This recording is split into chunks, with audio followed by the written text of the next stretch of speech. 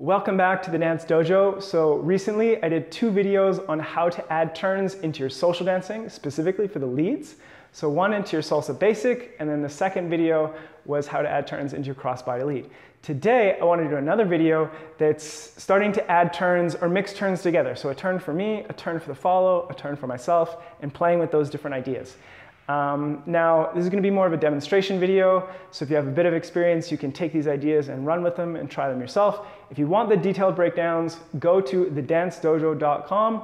The link is in the description, and you can try the online course free for a week and get the detailed breakdowns of everything. It's awesome. It's going to blow your mind. So, let's get started with the video.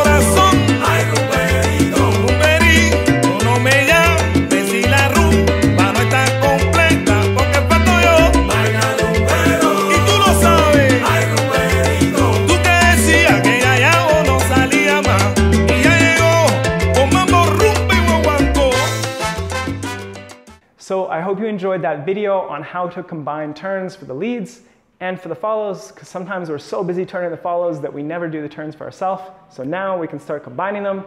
If you want breakdowns for those moves in full detail, go to thedancedojo.com, do a 1-week free trial of the online salsa program. The details will blow your mind. You'll love it. If you have any ideas for my next videos, please drop me a message in the comments below or just tell me which was your favorite turn. And I will catch you in the next video. Peace.